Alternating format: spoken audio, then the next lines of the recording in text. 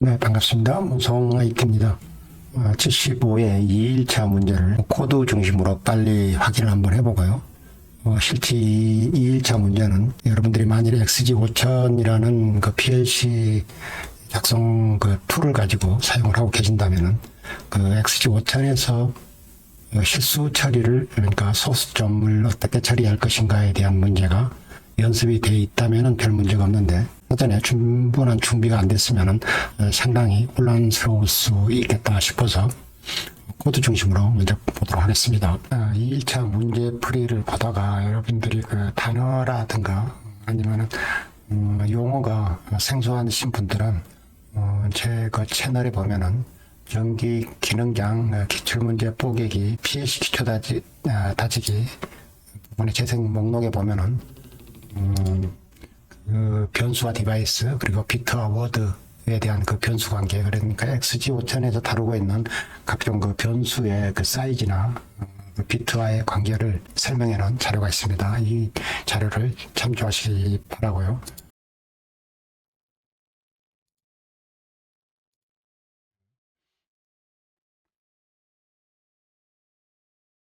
이 1차 1번 문제를 빠르게 한번 보도록 하겠습니다. 이 견제 조건이 셀렉트 스위치 A가 ON이 된다는 가정하에 셀렉트 스위치 C는 동작에 관여하고 있지 않고요. 푸시 버튼 A, B는 서로 이 상호 인터락 관계가 있다는 이런 표시가 되겠고, 그 다음에 푸시 버튼 C는 동작에 관여하고 있지 않다, 이렇게 볼 수 있겠습니다. 그 다음에 이런 동작은 동작이 이미 진행 중일 때는 두 번째 동작을 눌러도 의미가 없고, 한 동작이 마무리될 때까지 지속이 된다.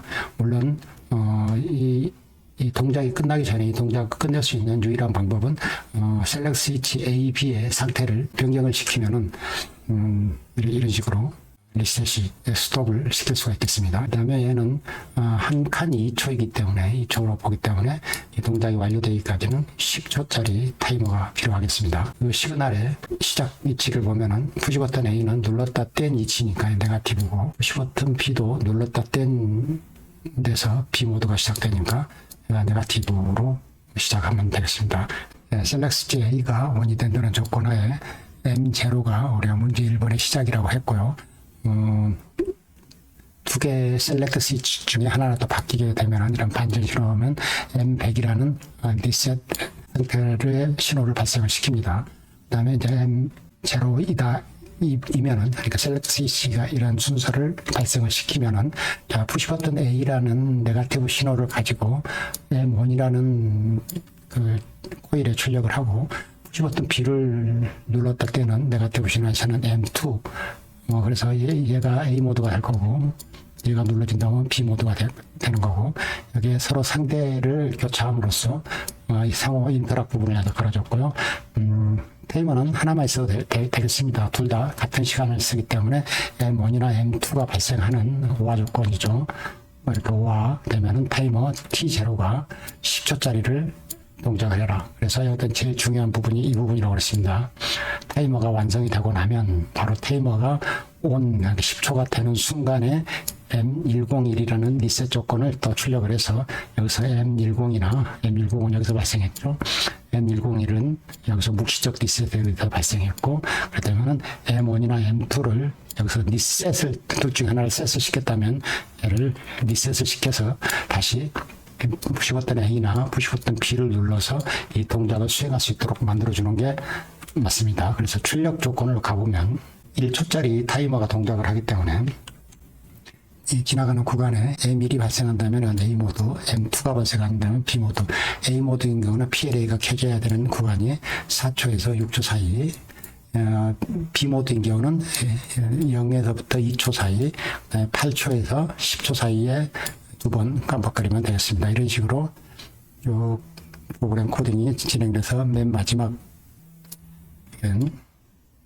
이런 식으로, 여기 같은 경우는 PLC 같은 경우는 이건 같은 패턴이니까 굳이 두 개의 조건을 할 필요 없이 이런 식으로 하죠. M1이나 M2여도 이런 두 개의 조건만 완성하면 될 수 있도록, 다른 것하고는 다르죠. 이거는 같은 조건이니까 M1, M2가 공통으로 PLC를 점등을 시키면 되겠습니다. 자, 이렇게 해서 이게 동작을 하는지 한번 테스트 한번 해볼게요.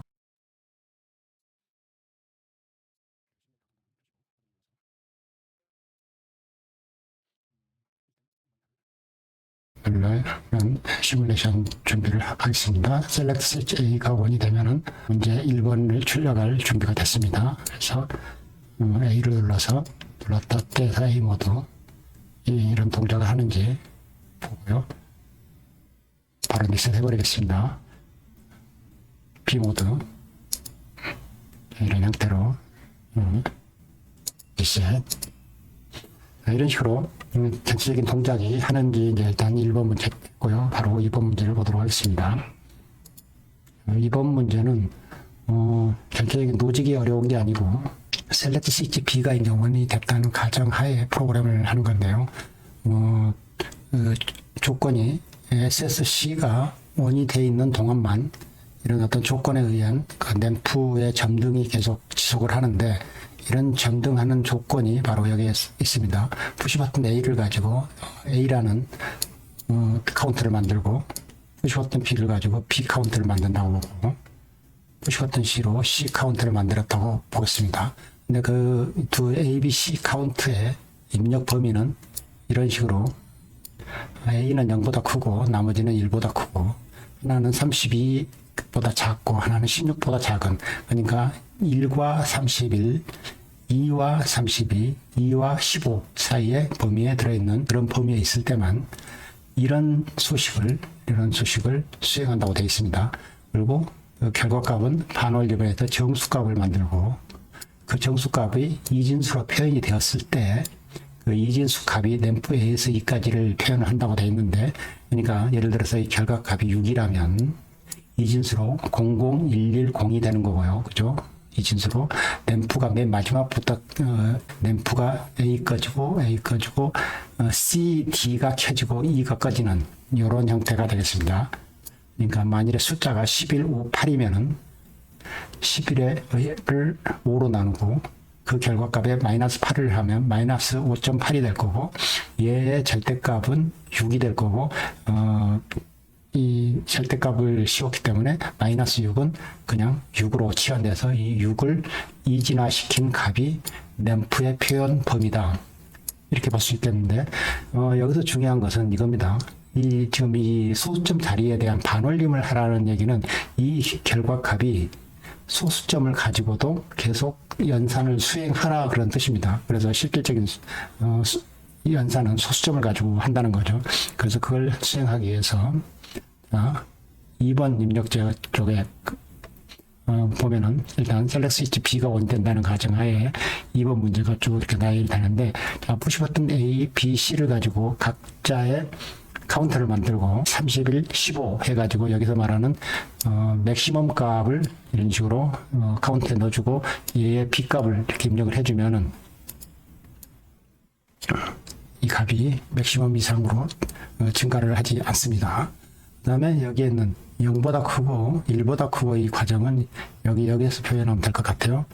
이렇게 해서 0, 1, 1이 크면은 각 출력 코일을 11, 12, 13을 조건이 되면 만들어 주고 나면 여기서 이렇게 직렬로 연결해 주면은 이 조건이 완성됐을 때, 그러니까 값이 0보다 크고 1보다 큰 이 상태가 됐을 때 셀렉트 스위치가 ON이 된다면 뭐가 나오겠습니까? 출력으로 M14가 출력으로 나오게 될 겁니다. 그래서 M14가 출력으로 나오는 동안에만 여기서 필요한 값을 계산해 보면 되는데, 이 노직은 어렵지 않은데 여러분들이 이제 여기서부터 이런 명령어에 얼마나 익숙해져 있느냐에 관건이 되겠습니다. 이 카운터 값들은 전부 다 인티저로 그 숫자 값을 연산을 하기 때문에 이 값을 리얼 값, R 값을 인티저 투 리얼이라는 IR 이게 인티저 투 리얼이라는 뜻입니다. 값으로 이렇게 값을 치환하는 이런 작업을 해주고, 그래서 결국은 T10, T12, T14 리얼 값은 기본적으로 두 개의 워드를 사용하기 때문에 T10, T11까지를 이 값으로 씁니다. 디바이스 모니터에서 그 사이즈를 한번 보여드리기는 할 겁니다. 그리고 이 관계에 대한 사이즈에 대한 이야기는 기출문제 뽀개기 과정을 여러분들이 다시 한번 복습을 하시면 좋을 것 같고요. 그래서 결국은 우리가 할 실수로 결과값을 가져야 되기 때문에 real divide라는 이런 rdiv라는 명령어를 써서 계산을 해주는 거고요. 그 다음에 이 결과값도 수점을 계속 유지를 해야 되기 때문에 앞에다가 real subtract 실수값 빼기 rsub라는 값으로 이 d20에 대한 결과값에서 이게 이제 c값이죠. c값을 빼주면은 d24에다가 이 결과값을 갖다 놓고요. 그 다음에 해야 되는 것이 이 절대값을 먼저 씌우는 게 아니라 여러분들 한번 해보세요. 절대값을 먼저 씌워버리면 d24의 절대값을 먼저 씌워버리면 값이 이상한 왜곡 현상이 발생을 합니다.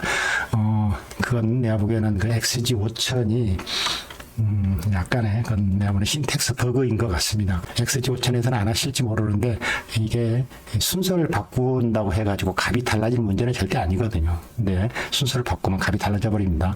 먼저 뭘 해야 되냐면은 리얼 값을 인티저로 먼저 치환을 한 다음에 그 값을 가지고 절대값을 씌워야 값이 남아 있습니다. 안 그러면 이 값이 이상한 값으로 치환이 돼가지고 이건 좀 XG 5000이 개선해야 될 문제입니다. 실수를 절대값을 할 수도 있고 실수가 아닌 정수값도 절대값을 할 수가 있어야 되는데 지금 이 ABS는 정수값 절대값밖에 안 돼요. 절대값이라는 게 정수만 있는 게 아니거든요.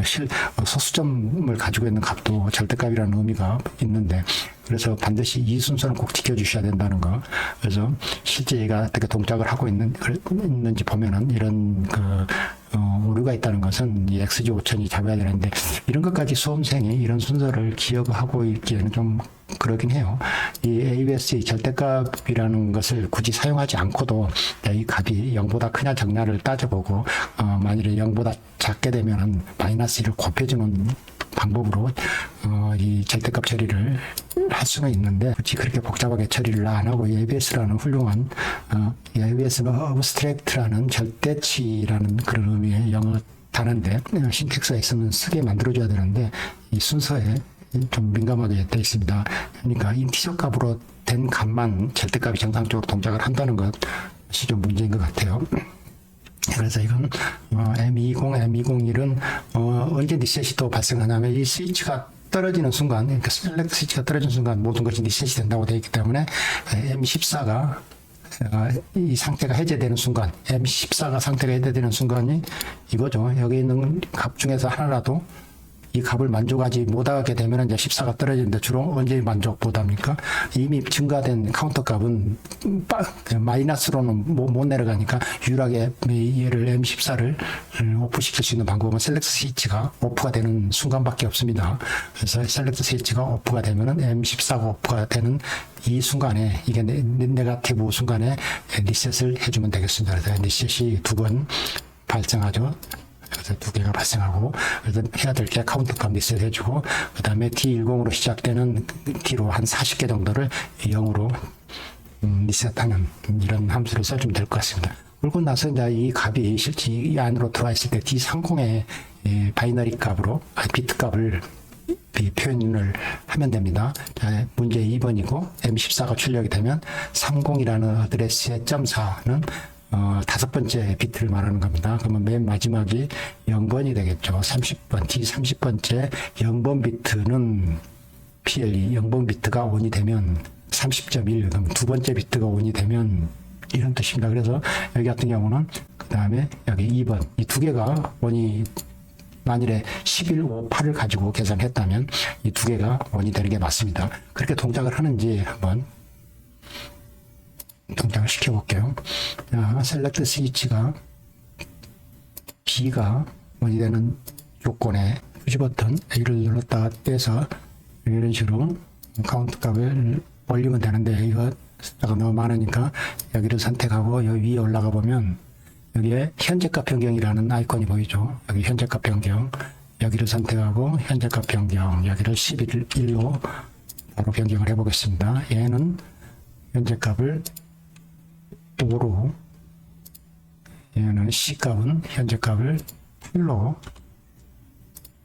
이거는 11, 5, 8. 지금 여기서 우리가 샘플을 해보려고 하는 이 값이 되겠습니다. 그래서 지금 이 조건들이 만족을 해서 이 M11부터 M13까지 코일이 출력이 됐습니다. 그러면 이제 마지막 select C만 ON이 되면은 이 계산을 하겠죠. 지금 여기는 지금 계산을 안 하고 있습니다. 그죠? 자기 값들만 들어있지만은 아직 계산을 안 하고 있습니다. 그러면 select C를 ON을 시켜보겠습니다. 그랬더니 출력이 지금 나가고 있습니다. 결과값을 한번 볼게요.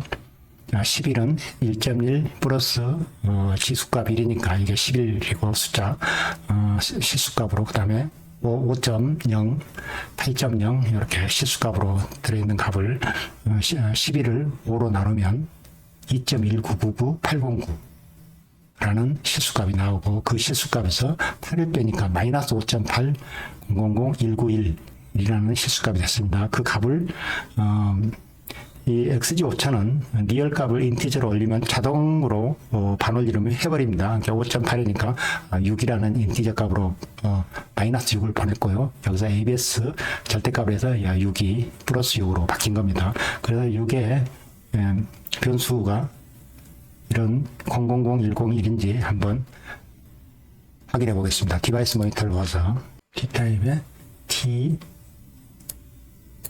여기서 우리가 지금 확인하고 싶은 값이 D30이라는 어드레스에 들어있는 D30입니다. 얘 보면은 지금 보면은 인티저 값으로 들어와 있는 게 뒤에서부터 0, 1, 1, 1, 0 여기까지 앞에 있는 값은 의미가 껐기 때문에 비트 값으로 0번째, 1번째, 2번째, 3번째, 4번째, 5번째까지 이렇게 표현이 된 걸 볼 수가 있고요. 그 다음에 우리가 또 하나 숫자로 확인해 보고 싶은 숫자가 여기 있는 D24가 마이너스 5.8, 800,191인데 D24에는 어떻게 표현이 되어 있는가 한번 보겠습니다. 지금 D24가 D20 단위의 4니까 이 부분인데 이 숫자인데요. 이 숫자가 실제 어떻게 저렇게 소수점으로 표현됐는지 여러분들은 보면 이 숫자가 실제 실수값으로도 좀 보여줬으면 좋겠는데, 안타깝게도 XG5000의 디바이스 모니터에서는 유일하게 볼 수 있는 게 이런 BCD 값, 아니면 10진수, 기호가 있는 10진수, 그 다음에 헥사값, 이런 형태로밖에 볼 수가 없어요. 그러면은 기호가 있는 10진수로 보면 이런 우리가 원하는 값이 아니죠. 유일하게 볼 수 있는 방법이 소수점 값은 이런 이진수 형태로밖에 확인 안 되는데, 여러분들이 이게 이진수가 우리가 원하는 숫자인지 확인할 방법이 없잖아요. 그래서 여러분들 어차피 여기서는 이건 확인 안 돼요. 다만 이진수로 확인을 해서 봐야 되는 출력값에 이 정도는 확인할 수 있는데, 그래서 이 값이 실제 왜 이렇게 나왔는지에 대한 설명을 간단히 한번 해보도록 하겠습니다. XG5000의 그 실수, 그러니까 리얼 값의 표현 방법에는 단정형과 배장형이 있는데, 우리가 지금 그 기능장 시험으로 봐서는 XGB 계열은 대부분 단장형 실수값을 처리합니다. 그러니까 0부터 32비트를 가지고 있는 걸 가지고 32비트를 가지고 이 실수값을 표현하는데, 0부터 20비트 22, 그러니까 23비트를 가지고, 보면 단정도는 32비트를 가지고 쓰고 있는데, 부호 비트 맨 앞에, 그러니까 그 비트로 보면은 맨 끝 번호고요. 순서로 보면 맨 앞자리가 되겠습니다. 1비트를 부호 비트로 쓰고요. 그러니까 1이면은 마이너스 값이란 뜻이고, 0이면은 플러스 값이란 뜻입니다. 지수인 경우에는 8비트. 단정도니까 여기 8비트를 지수 형태의 위치로 쓰고요. 그 다음에 나머지 가수 부분은 32비트를 가수 부분으로 쓴다는, 이게 이제 지금 XG5000의 매뉴얼을 보고 제가 커튼 페이스트를 해놨는데, 그렇다면은 우리가 지금 보고 싶은 숫자, 이 5.58000191이 어떻게 표현됐는지를 제가 계산을 해본 수가 있습니다. 마이너스 5.8000191 이 값을, 이 i754 기준으로 단정도 32비트 플로팅 포인트, 그러니까 32비트 포맷으로 바이너리 값을 만드는 과정을 한번 알려달라고 내가 챗GPT 4.5 버전에다가 물어봤더니 제일 먼저 이제 해야 되는 게 이 앞에 있는 5와 뒤에 있는 소수점을 분리를 합니다. 일단 마이너스니까 아까 사인 비트는 1이 될 거고요. 자, 5는 바이너리로 101이라는 걸 확인했고요. 뒤에 있는 숫자 800191부터를 바이너리로 바꾸면은 0.8191 곱하기 2 해서 맨 앞에 소점 앞으로 오는 이 1을 따로 만들고, 그 다음에 또 6002 382를 2를 곱해가지고 또 1 만들고, 또 뒤에 남아있는 소수점을 또 2를 곱해서 하니까 0.4 이렇게 나오면 앞에 있는 0점 앞에 있는 0을 만들고, 이런 식으로 계속 앞에 있는 수를 모으면 11001 이런 식으로 이 소수점 T를 바이너리화 시키면은 0.111011 이건 기본적으로 여러분들이 아마 공부를 해야 되는 영역이니까, 정보공학의 일부분, 여러분들 그 기능장 시험 실기에 정보공학의 일부분에 이런 이진법을 소점으로 나타내는 방법에 대한 과정이 있습니다. 이런 부분, 아마 이런 것 때문에 그런 공부가 과정에 포함이 되어 있을 거라고 저는 보고 있고요. 그래서 실제 여기에 있는 소점 부분을 이렇게 만들면은 이런 식으로 표현이 되는데, 이 두 수, 그러니까 앞에 있는 5.8009를 이진수로 나눈 포맷으로 두 수를 합쳐놓으면 이런 형태가 됩니다. 1001.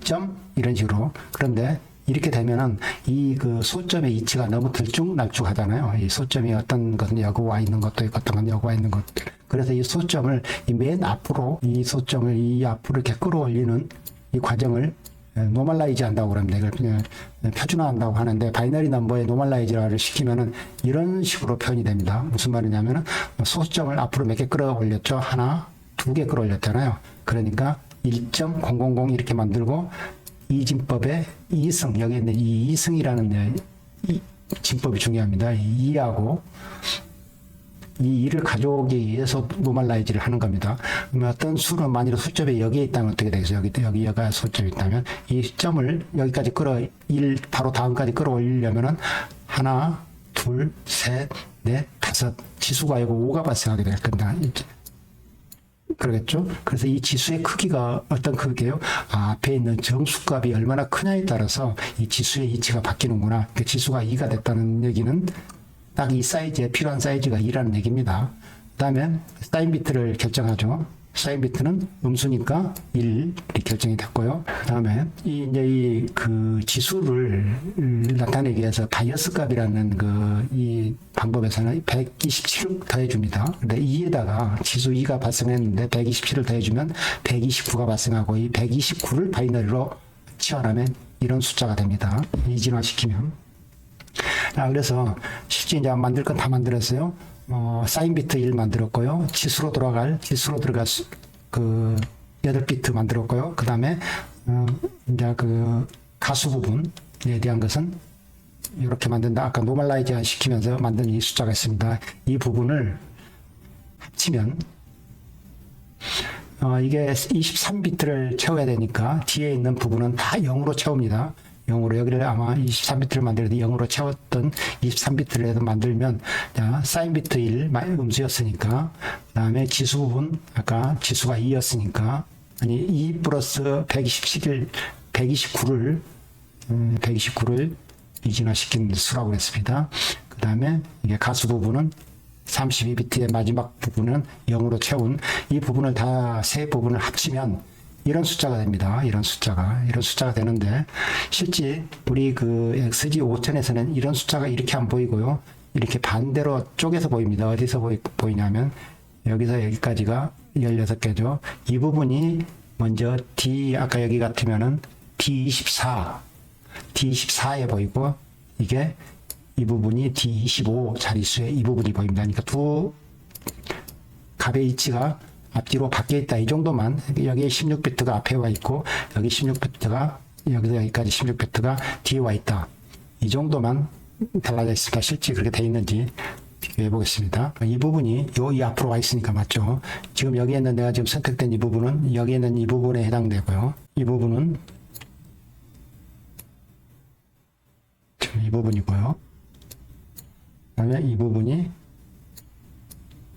이 부분으로 와 있다. 이렇게 표현이 되는 게 이제 XG 5000에서 그 실수값을 표현하는 방법입니다. 그래서 실제 여러분들이 바이너리 값을 가지고 이게 실수값이 얼마다라고 표현하기는 어렵죠. 그러니까 이런 값이 이렇게 정상적으로 들어와 있다 이렇게만 확인해 보시고, 이 값은 실제 여기서밖에 표현이 안 됩니다. 그래서 좀 더 얘를 디버깅하기에 편리한 그 실수값에 대한 표현 방법이 좀 많았으면 하는 아쉬움이 있는 도구였습니다.